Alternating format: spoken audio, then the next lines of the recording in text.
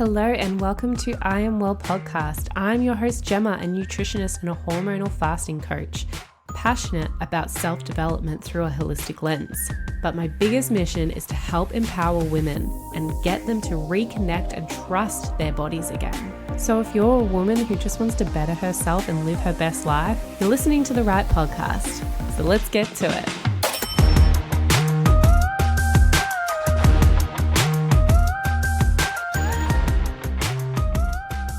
Hello and welcome back to I Am Well podcast. I'm your host Gemma, a nutritionist and women's functional hormone specialist. And I first off want to start off with an apology to my regular listeners that may have noticed that we did miss a week of podcasting. And this was really interesting for myself, for like my self-development. Because I've been on this journey for quite a while now, as I'm sure you all have as well. If you're into self-development and working on yourself and your nutrition and your hormones, then I'm sure this is why you're listening to this podcast. But it was very interesting last week. I am getting into my luteal phase, so I will start there because I am a hormone specialist. So it makes sense when we start to get into our luteal phase, that very first part after ovulation, that very first day into your next phase, all of a sudden your hormones all crash.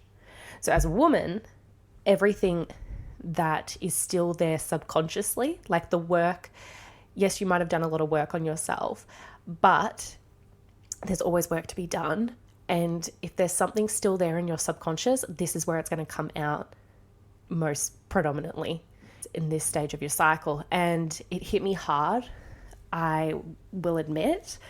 It was the first day where all my hormones had dropped. I take my basal level temp every morning. I have an Oura ring that now takes it for me, so I don't have to do it manually myself with a thermometer. And so I knew my hormones had dropped. I could tell by all the things I track and all the things I do. So thank God I do all that stuff so I could identify what was going on. Anyway, you're probably wondering, why am I sharing this with you? Well, the fact of the matter is, I created I Am Well. I actually don't know if anyone knows why I came up with the name I Am Well. I don't know if I've ever explained it, but I wanted it to be an affirmation that you have to say. My actual big dream goal at the end of it all was to have a wellness center where it had signs up saying I am well. There would be a fitness area where it'd be I am fit. You'd have the consultants, the nutritionists on board that would be I am healthy, just all these affirmations everywhere. So if you were saying you were going to the wellness center, you'd tell your friend, oh yeah, I'm off to I am well now. And subconsciously, you wouldn't realize that affirmation is doing something to you. It's actually saying, I am well, I am good. So that's where I Am Well came about. And when I created this podcast, I was mostly focused on nutrition for women, fasting for women, and understanding a woman's hormonal cycle. So that's what I wanted to teach with this. But it's also, when you have a business, it's such a personal development growth and journey. Life is in general anyway, but any business owners listening to this, you'll know you go on such a roller coaster ride that if you haven't healed your childhood traumas, big traumas, little traumas, I'm not just saying the huge traumas here, like the little childhood traumas, if you haven't healed that inner child of you, then this is where it pops out. This is where it's going to be most predominant. So anyway, last week, this is where it occurred for me. I have done so much work on healing this part of me that doesn't feel good enough, that doesn't feel smart enough, wise enough, just enough. And I thought, I guess I thought, oh, I'm fine now. I don't ever need to go back to that. But we always do. That was a real kind of immature way of thinking. Of course, I'm always going to have to be working on that self. Because the thing is, I was pre-programmed for that of I'm not good enough thinking since childhood. And it really got me thinking about what we call self-love, loving yourself. And you see it plastered everywhere all over social media about practice self-love, self-care, love yourself. I think sometimes because we see it so much advertised and put everywhere, we're not really taking the full grasp of what people are trying to tell us or what we're trying to say to ourselves. And I heard something the other day on a podcast. I don't know if anyone listens to Rob Dial's podcast, The Mindset Mentor, but he was talking about self-love as a fact of like self-acceptance. I resonate with that so much more than self-love, because saying I want to love myself more or saying I need to practice more self-love doesn't really resonate for me. But saying that I want to accept myself, that resonated with me so much more. And I know there will be people out there that the same thing, you'll feel the same thing. I want to accept who I am. I want to accept the person I've become and I'm still becoming. That's my end goal. That's my end goal. And that's where I got stuck last week. And there's going to be weeks that we have these in life all the time. No matter what you do, whether you have a business or not, you're always going to have sometimes where your past thoughts and feelings and past programs, they're coming out. And it's not about the reaction. Don't stress too much about the reaction to it. Don't stress about, oh, I didn't get all the work done I wanted to, and then punish myself for it, hate myself for it. It's not about the actual reaction. It's about how long you can stay in the reaction and pull yourself out. Because I think that's where we get stuck. We're always getting the most happiest person on the planet will still have a fear or something pop into their head. But it's not about that they had that thought that popped into their head. It's about how long they stay in that state and how quickly they can pull themselves out. And this is what I was like, yes, I'm coming on the podcast today. I'm talking about this because this is something that will carry through with you for life in anything that you do.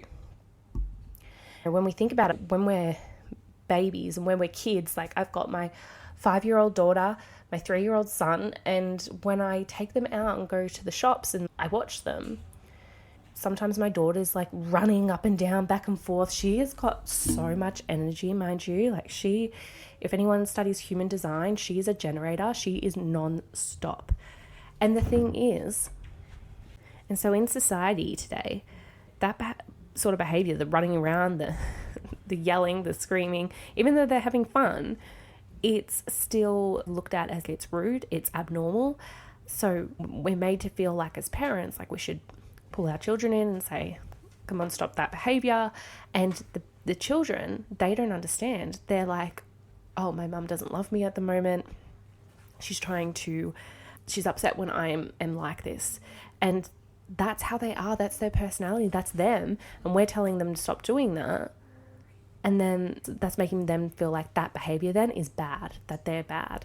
And it's just such a good reminder because that's where it all stems from. So I want you to think about what was there in your childhood that you can remember where you were made to feel like you were a naughty child or what you were doing was wrong. Because 9 times out of 10, that is coming up for you today. Last week, I felt like I wasn't good enough. I was doing as much as I could. I am a mum. I also have a job. I also have my own business on the side. I'm also doing a joint business with another girl, and my husband started a business. Okay, that's massive. To anyone else that is like looking outside in, that's probably too much. But I don't look at all the good that I've done and how far I've come. Instead, I'm like, what's the next thing? What else do I need to do? It's still not good enough. So there was times in my childhood where I can remember where no matter what I did, no matter how hard I worked, it still felt like it wasn't good enough. And it would have been because I didn't get as much of the praise maybe I was looking for. I heard on the same podcast I was listening to that children are reprimanded 8 times more than they are praised. was it 8 or 18 times more than their praise? Something significant. I cannot remember the statistics, so you might have to look that one up. But at the end of the day, what I'm trying to say is children get punished or get told they're bad more than they get told that they're loved or they're doing well. And this is something that I think back and I'm like, no, not that my parents were awful to me whatsoever. Quite the opposite. They were amazing. I still have great relationships with both my parents. This is just a thing, like it's even what I'm realizing with my daughter. I do believe that there have been way more times that I've told her off than I've told her how well she's doing and that I love her each day. And that's something that I just remembered for myself. So just want to make it clear, my parents were not like terrible to me. I did not have this awful childhood, but even this is what I'm talking about, big trauma, little trauma, like this is a tiny little trauma. It's something that has come up still to this day. I still do things where I'm looking for praise. So what is it in your life that you're doing because of something from your childhood? Because I guarantee there will be many small little things. And what I want you to do is try to realize when things come up. Like the best thing that I have done is on this business journey and self-development journey is I've become so aware of everything. I track my cycle, I track my feelings. I have that app on my phone, the health app that pops up that reminds me every couple of hours, like, how are you feeling? And I mark down how I'm feeling. So I've got everything logged and I'm very self-aware. Yes, I had a very crap time last week and I was really down on myself that I didn't do a podcast episode, but I was so self-aware and I'm like, I know what to do now to make sure that this never happens again and that I can always show up weekly for you guys. So that's what I want you guys, for you all, for everyone listening on this. I just want you to just become more aware as well and not get down on yourself, because then like this whole episode's around self-love, right? Or self-acceptance, as I like to say better. So let's stop hating on ourselves. And I'm telling me that too, but I'm telling you all as well. Stop hating on yourself. Maybe you didn't get something done last week that you wanted to do. Maybe you're not at the point in your life where you thought you would be. Maybe you're not earning as much money as you want to be. Maybe you didn't get to go on that holiday that you wanted to go on. Maybe you can't afford amazing dinners every week for your family. I don't know what it is, but why stop focusing on the negatives and what you didn't get and start thinking about all the stuff you have got, you have done, or you have achieved. Remember, it's coming back from your childhood. We were told how bad we were as children more times than we were told all the good things we've done and how amazing we are. So do this activity.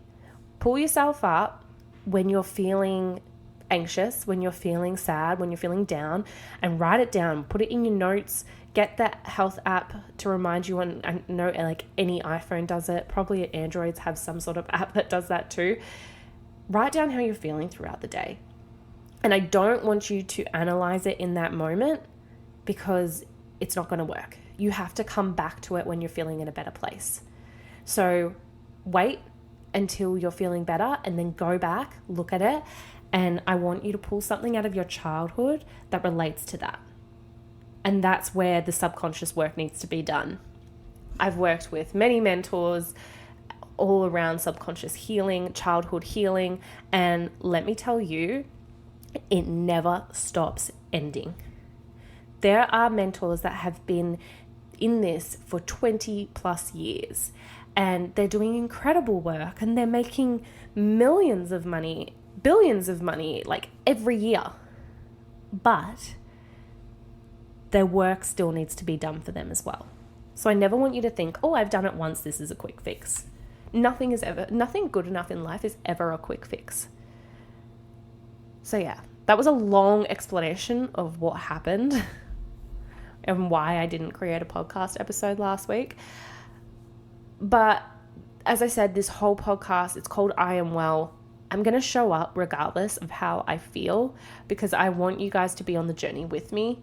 some of my most vulnerable episodes have gotten the best responses. And I think it's because it's a relief to hear that someone else is going through, dare I say, a human experience. Remember, guys, it's a human experience.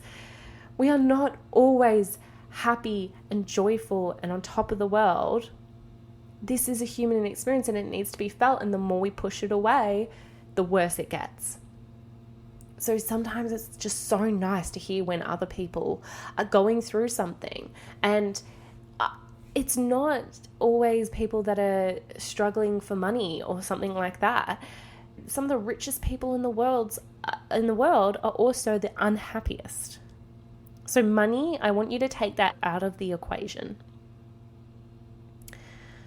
and start practicing self-acceptance. Accept where you are now, accept where you want to go, accept all the things that you've done up until this point, because you would have done amazing things, but you just didn't take the time to acknowledge them. Instead, you've taken more of the time to acknowledge the things that you haven't done and are punishing yourself for that. And you wouldn't do that for a friend or family member, would you? You wouldn't do that to your child, would you? But you're doing it to yourself because you have such high expectations for yourself, which is insane. Get yourself someone that can be your accountability partner in this as well, or someone that can lift you up in these times. I know if my husband listens to this episode, he would be like, oh my God, I tell you this all the time. Where is this Gemma? Because he's the person that I call up and I go, oh, this didn't work out. This launch didn't go well. These people, I'm not resonating with people. People aren't understanding like my mission. I'm not doing well enough, like all of this stuff. And he'll be like, Gemma, you haven't even celebrated what you have done, the clients you have worked with, the people you have changed. He's like, you've just had 4 people message you telling you how inspirational you are to them. And instead, you just didn't get that one person that said no to the sign up. And that's the only thing you're focusing on then. And you know what happens with where we put our focus? Then we forget about everything else around us. So all the good that's happening around us, we forget about that. So if I'm just focusing on that one person that didn't sign up to a program, I'm forgetting about the other people that have, and then I'm ruining their experience and I'm not giving them my full energy, my full attention. And that's what happens with the business. That's why the business will go down. I'm not saying that this has happened personally, but well, it has in the past, but I'm sure that many people can resonate with this as well. And this is what you'll learn in business, in life, everything. If you're too busy focusing on what someone else has as well, like comparison, oh, they've got this really nice car, they've got this beautiful family, they've got this big house, and you're not focusing on all the things that you've got, like you've got an amazing job, you've got an amazing position, you're earning great money, you're able to travel, and you're not focused on that, then you're going to miss out on life, because you're going to get to the point where you do have the family, you do have the house, and then you're going to think back, oh, I wish I had have appreciated my past self when they were traveling and experiencing and enjoying life. I wish I had have just lived in the moment a bit more then. It's so much easier to always look back and regret. Could you imagine looking back and thinking, that was fun and I'm so happy with where I am now? Could you imagine just being accepting of yourself? That's my goal. That's my mission. And that's what I want for you all as well. I want it for me, but I want it for everyone. Imagine if we were all just accepting of ourselves and accepting of others, and we lived in a world that was just no judgment. Could you imagine? That would be insane. I'd love that. Everyone's fears about social media and joining on social media is because they're so worried about not being accepted, about being judged. Imagine if we lived in a world where there was no judgment whatsoever. It wouldn't be the case. Could you imagine what people would do? We would see sides of people that we'd never seen before that we would absolutely love, because it's so amazing when you see someone doing something and being their authentic self. That's when people get attracted to you. Show up as who you want to show up. Be the outgoing, funny self. Be that inner child. If you were told as a kid, you're too loud, you're too much, quiet down, then be that inner child now that you couldn't be back then. I promise you, people will notice and they will love it. Yes, you're going to get those small percentage of haters, but that's the thing, because there's still judgment out there, and that's their projection of themselves onto you. Okay, so do not worry about that, because the vast majority are going to love it. Be yourself, be your authentic self. We love that, and we love that for you, and I love you, and I am full accepting of you, and I hope you are of me too. I mean, that's why you're listening to me, right? So this whole episode was just on self-acceptance, and I hope it resonates. If you liked this episode, please don't forget to leave a rating or review. Also, I really encourage you to do that exercise.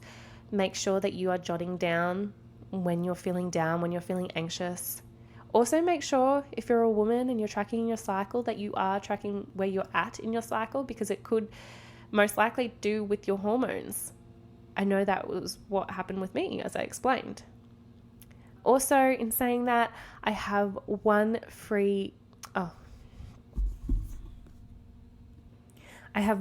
VIP session left. If you want to work with me one-to-one, if you want to figure out why your hormones are playing up, maybe you're not getting the answers that you want, maybe you've done all the blood tests and they all come back normal, but you still don't feel yourself, you're still not feeling right with your hormonal cycle, I have one VIP session left on Saturday the 15th of March, Australian Eastern Standard Time at 10:30 a.m. Brisbane time. So don't miss out.